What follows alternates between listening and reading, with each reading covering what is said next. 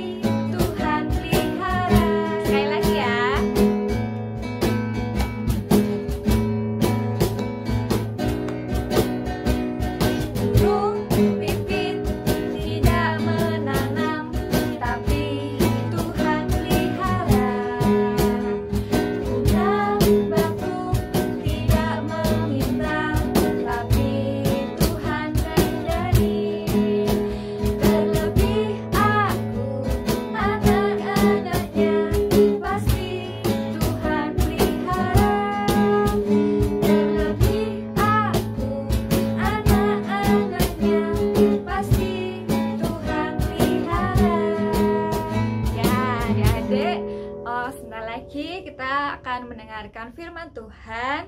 Mari kita angkat satu pujian lagi ya.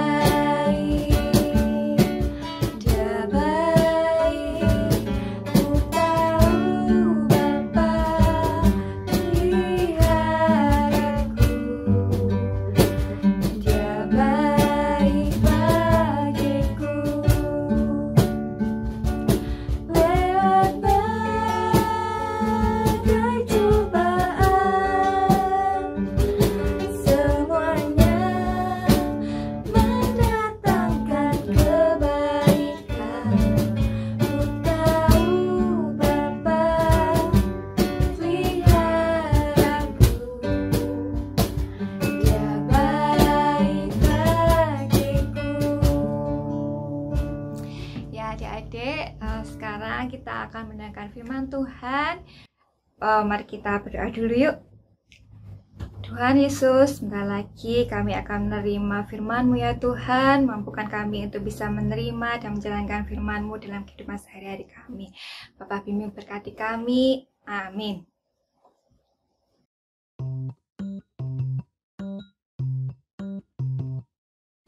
Halo adik-adik, kita akan belajar kembali tentang firman Tuhan.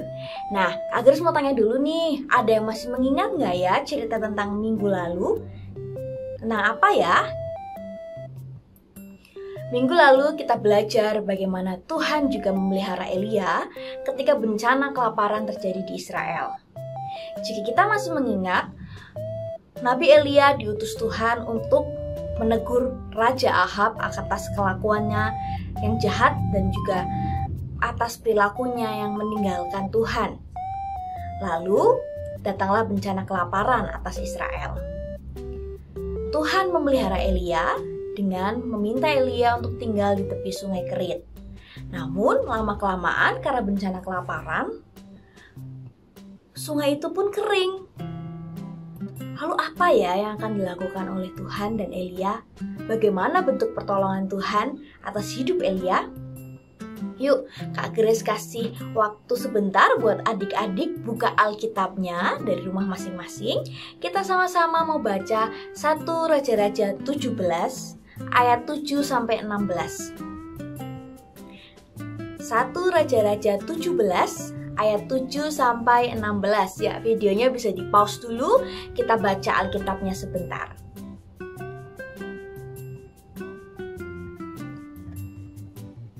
Ya. Setelah Tuhan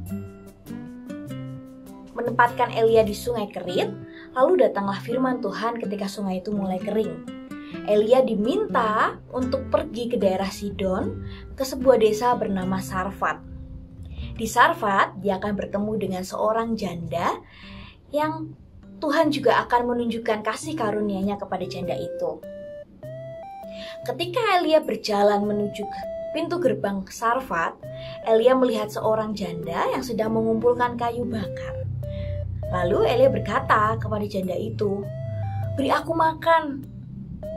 Janda ini kaget. Kalau kita lihat responnya dalam Alkitab, yuk kita buka lagi tadi di mana? 1 Raja-Raja ayat berapa? 1 Raja-Raja 17 ayat 7 sampai 16. Dan jika kita lihat respon janda itu di ayat yang ke-12, kita langsung ambil aja ayat 12b. Demi Tuhan Allahmu yang hidup, sesungguhnya tidak ada roti padaku sedikit pun, kecuali segenggam tepung dalam tempayan dan sedikit minyak dalam buli-buli. Dan sekarang aku sedang mengumpulkan 2-3 potong kayu api, kemudian aku mau pulang dan mengolahnya bagiku dan bagi anakku, dan setelah kami memakannya, maka kami akan mati.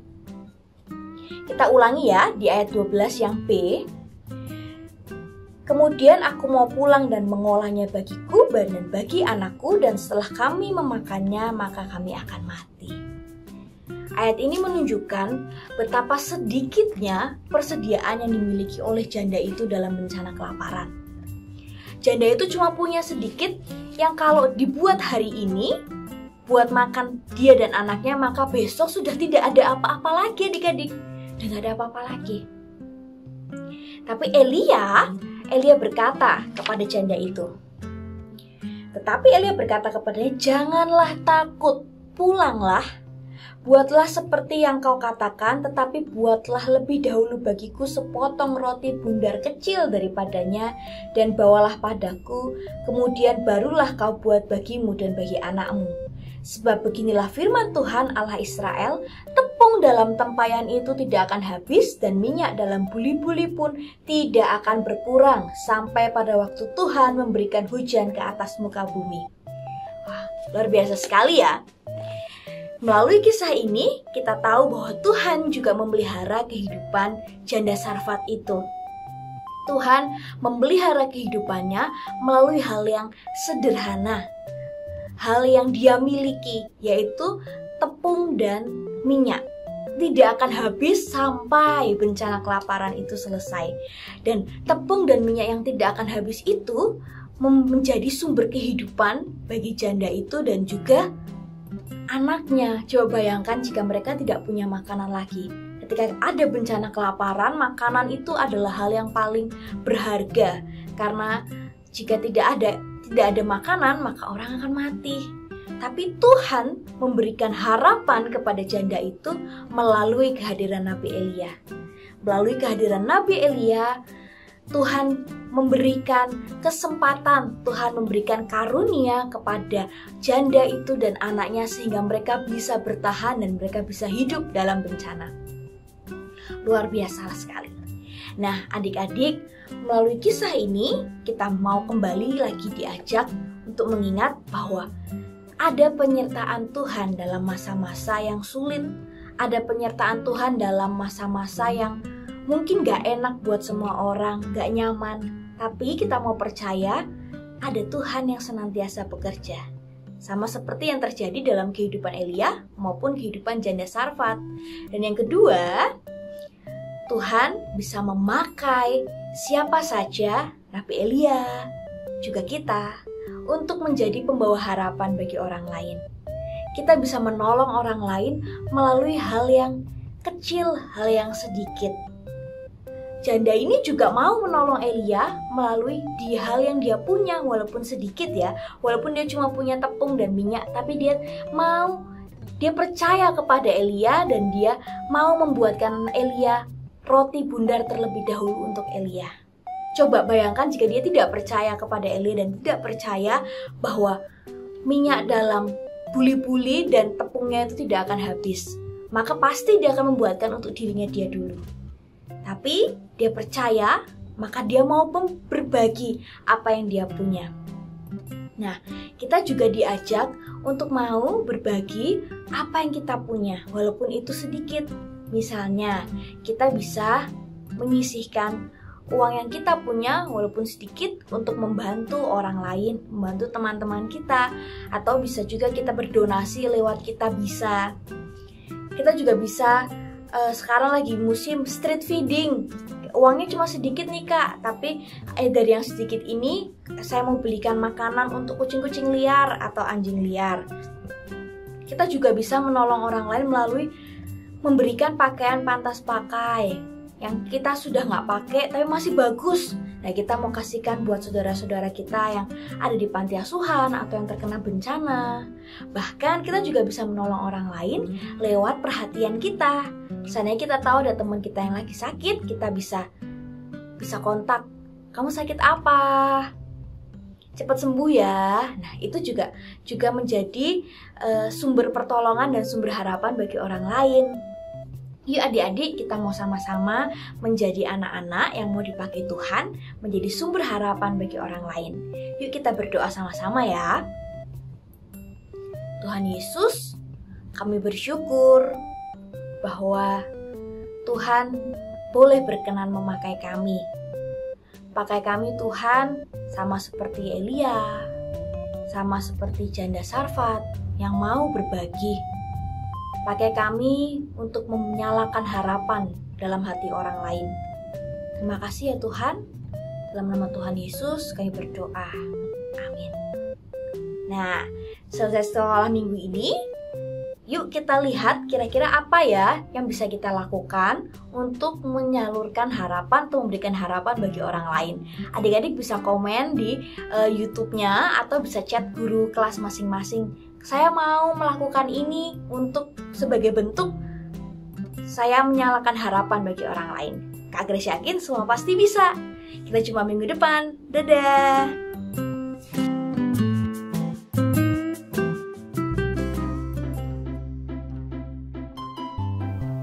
Adik-adik, kita sudah mendengarkan cerita dari firman Tuhan. Kakak mau ingatkan untuk kita juga memberikan persembahan buat Tuhan.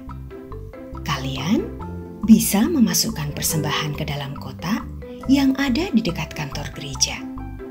Atau minta tolong papa mama untuk transfer persembahan ke rekening gereja. Oh ya, kita juga bisa transfer persembahan langsung lewat handphone. Kalian bisa minta tolong papa mama untuk scan QR code gereja dari aplikasi mobile banking atau dompet elektronik seperti GoPay, OVO, Dana, ShopeePay, dan lainnya. Nah, setelah ini kita kerjakan aktivitas yuk. adik-adik kita sudah menerima firman Tuhan. Dan buat adik-adik kelas kecil kita akan melakukan aktivitas. Dan buat adik-adik kelas besar silahkan merenungkan firman Tuhan hari ini ya. Dan saat ini kita akan menerima berkat dari pendeta. Selamat hari Minggu, Tuhan Yesus memberkati.